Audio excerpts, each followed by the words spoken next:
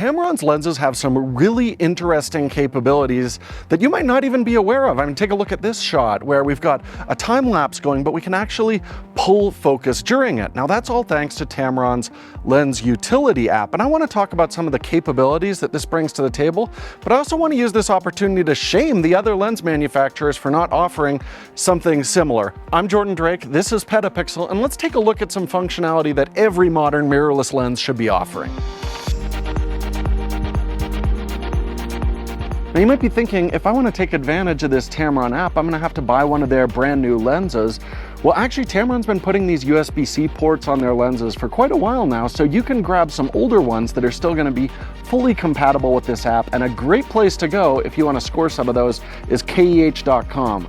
I just took a look on the website and they've got the Tamron 28-75 2.8 G2, a great compact lens, and my beloved 35-150 f2 to 2.8 available on the site there. And if you grab used gear from KEH.com, don't worry about it because you've got a 180-day warranty on thousands of products that you'll see on the site there, as well as the peace of mind that comes from knowing you've got a generous return policy.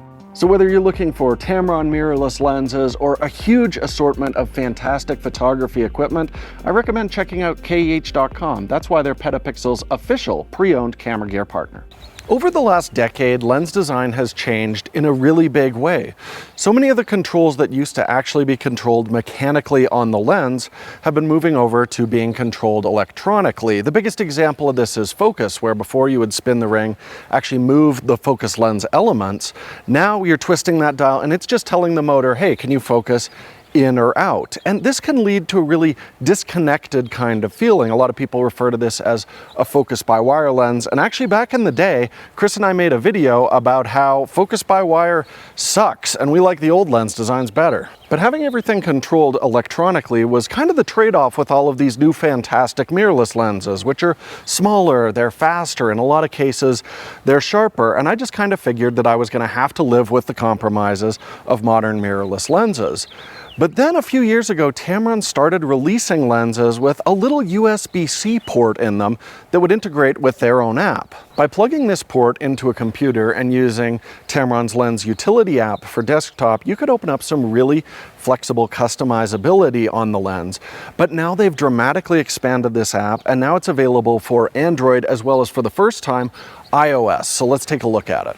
So while it might make sense to wire into a computer or Android device to initially set up your lens, it's a real pain in the ass if you actually want to use some of these features out in the field. So Tamron has brought out the new Tamron Link. It just clips right into the USB port on the lens, and this gives you a Bluetooth signal. So now if you're on Android, you can wirelessly connect, but most importantly, this opens it up for iOS users like myself. But weirdly, if you're on iOS, then using this dongle is the only way to actually connect to the Tamron app. You can't use a wired connection to go into it, so you win some, you lose some. Hopefully Tamron can sort this out in the future. Okay, but I can hear you screaming at your phones, like, what does this app actually do? Well, for starters, you can really customize the lens. So for example, I can set the focus direction to focus the correct way like Canon and Sony do, or the wrong way like a Nikon does. I can also set the response for that manual focus ring to either be its classic formula where the faster you twist the lens, the faster it'll move, or I can have it linear, so I can do repeatable focus pulls on the ring, and I can also customize how many degrees it's going to take to move that lens from infinity to macro, whether it takes a small flick of the wrist or you really have to crank it on a very long throw. As well, all of these lenses have custom buttons on them, and you can do classic things that a lot of first-party lenses do, like focus hold, where it'll just stop the autofocus motor.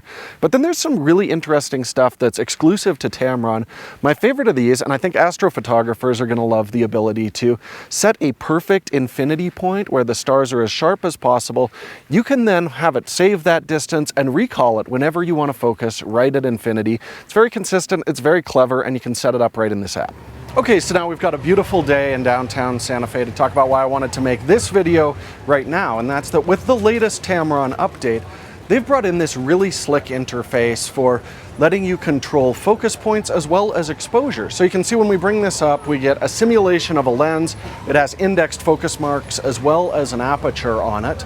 And if I want to set an initial point, I can just hold down on one of the three letters, A, B, or C. That'll set a mark. Then I can do it at another point. And now if I tap on that letter, it's going to smoothly pull focus and exposure, if I choose that as well, from one point to the other. But what I also really love with this is it's extremely customizable. I can say how long this shift is going to take from one point to another, but also if it's going to apply a curve to smoothly drift in and out of it. Now, this is extremely useful if you want to do things like product photography, but it can also be really useful for actual filmmaking. You can set a hard start and end point to a focus pull and then manually just slide your finger around the touch screen, determining what speed you want that focus pull to take effect at. So not only is this feature useful in controlled situations, but I could absolutely see using it for real filmmaking.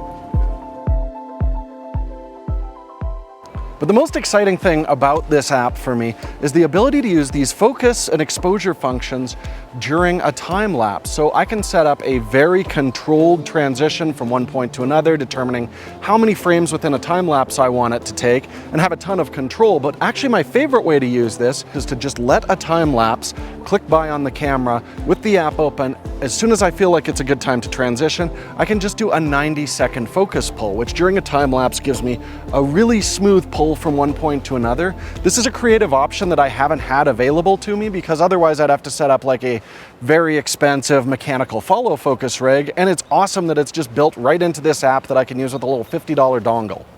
But the problem here is that Tamron is a lens maker. They're not a camera manufacturer, so this app has absolutely no way to control the camera that's using it. So that means if we want to do those time lapses, I have to set them up separately in the Tamron app as well as in my camera. And if we want to use the remote follow focus, which is a really cool feature that has almost no lag, well, I have no way of actually monitoring the video feed from the camera. I'm going to have to set up a separate wireless video transmission system to monitor my feed, and that adds a bunch of gear, which takes away from the whole appeal of this app. So this is why I'm begging some of the camera manufacturers to take a look at what Tamron's doing here and offer something similar with a full camera interface. I mean, the Lumix Sync app from Panasonic is fairly close to this, but it doesn't offer anything like the ability to pull focus during a time lapse or the very intuitive focus mark system that Tamron has set up here. There's a lot of room for other manufacturers to build something similar and even more powerful, because it would have access to the camera as well. But I really want to give props to Tamron, because as lenses became more and more electronically controlled, they took a look at the situation and said, how can we actually improve the experience for photographers and videographers? But I would love to see something similar from all the other lens manufacturers. And if Tamron wants to really make me happy, hey, just give me a power zoom as well as focus and exposure, so I could do all three doing a time lapse. That would be absolutely banging. Look, I know this is a pretty unconventional video for us, but it's one that I really wanted to make, because I think this thing that Tamron's doing is actually very cool and more people need to be aware of it. Would you actually use an app to make your shooting experience a little better? Let me know in the comments. And you've already heard about this if you've been listening to or watching the PetaPixel podcast, because I've been talking about it. But if you missed it, you got to check that out. You can watch it right here on this YouTube channel, or you can listen to it on any of your favorite podcasting apps. Just search for the PetaPixel podcast. And we're in beautiful Santa Fe right now as opposed to Calgary. And a big reason we're able to do this is because of people with PetaPixel memberships. For $30 a year or $3 a month, you get access to all of these great benefits here, but as well, you get the warm feeling in your heart of knowing you're helping us make a better show and put together some really cool episodes for you. Thank you so much for watching this weird video, and I will see you all again soon with more on PetaPixel.